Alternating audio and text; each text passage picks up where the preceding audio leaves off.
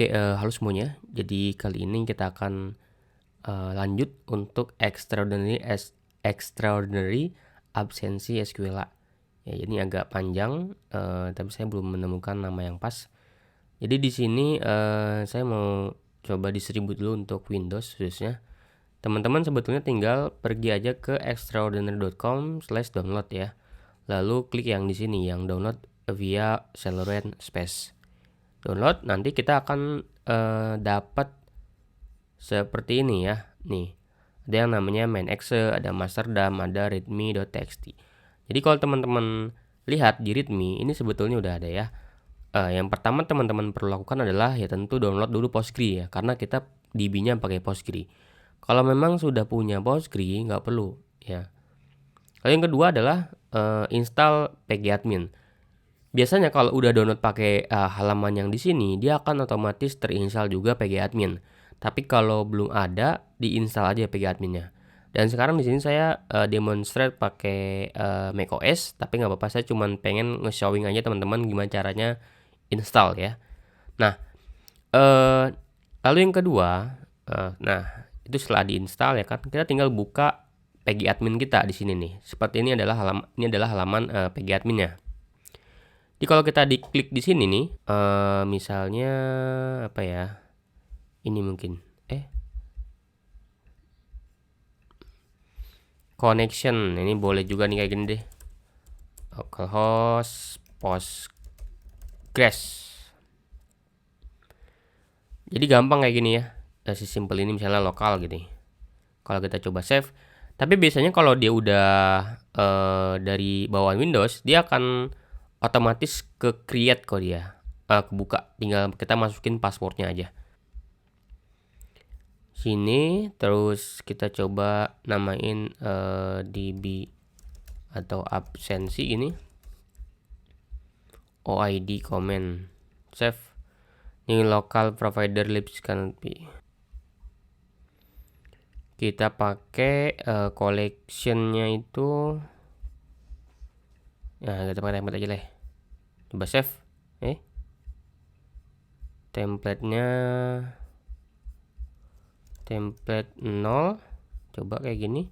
Save. Nah, bisa ya. Jadi di sini dapat kita bisa pakai absensi, lalu tinggal kita klik yang di sini, klik kanan ya. Ini saya pakai klik kanan. Terus tinggal kita cari SQL nih, kayaknya gini deh, query tool nih. Nah, lalu tinggal dibuka file ini, terus arahin ke yang tadi ya. Saya download di mana tuh, di desktopnya. Nah, di sini arahin ke masterdam. Jadi tinggal kita jalanin aja, eksekusi. Nanti kalau udah berhasil, dia ada di dalam skema public. Ini ada yang namanya table teman-teman ya di sini. Nah, kita punya table ini kayak gini. Nah, kalau sudah bisa dibuka ya, lihat di sini ada datanya harusnya. Klik kanan, lalu kita lihat view data nih ya, misalnya gini. Nah, ada data yang admin celeron.id. Ya udah, setelah itu tinggal edit file env-nya ya. Misalnya teman-teman punya kalau di Windows tuh terlihat kok, tenang aja. Ini saya pakai MacBook jadi nggak bisa kelihatan dia. Kalau depannya tuh filenya dot atau titik ya. Kalau depannya titik dia nggak kelihatan. Nah, saya jadi harusnya buka lewat sini. Nah, kalau teman-teman lihat di sini, tinggal dirubah aja ya, username ganti dengan yang lokal kita. Tadi di name kita namanya absensi kan, benar gak? Absensi atau absen ya, absensi. Nah, udah.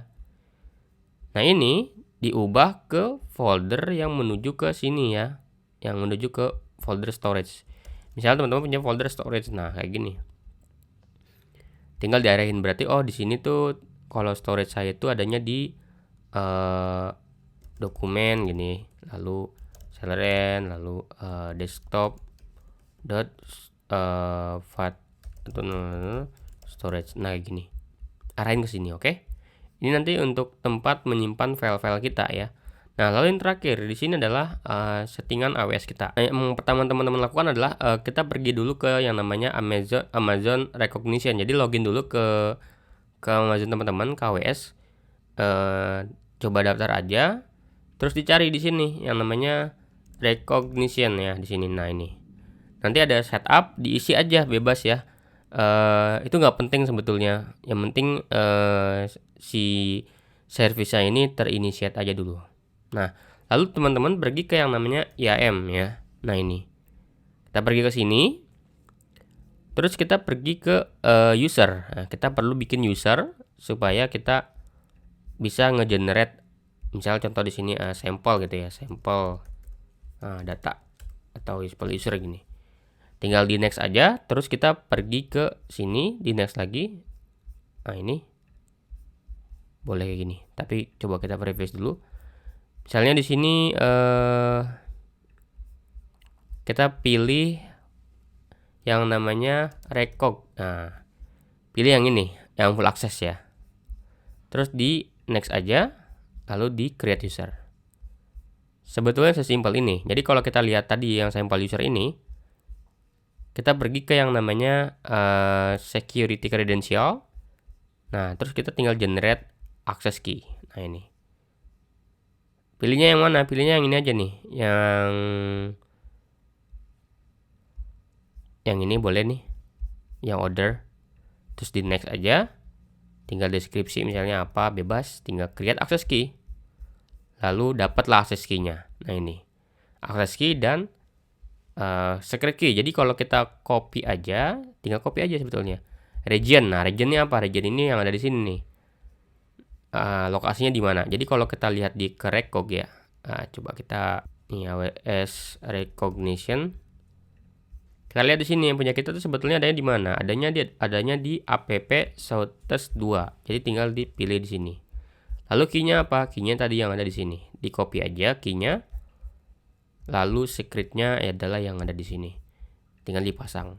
Nah, setelah ini jadi disimpan, terus tinggal jalanin main action-nya. Selesai. Sesederhana itu. Misalnya nanti filenya main ya, tinggal diklik 2 kali aja sebetulnya. Jadi sekarang kalau kita coba buka di browser ya, browser nih, kita buka di browser, lihat, nah sudah muncul kayak gini. Tinggal dimasukkan aja username-nya, user emailnya admin, passwordnya itu adalah critical password. Ya jadi password yang bisa kita pakai. Nah kayak gini. Oke, thank you semuanya.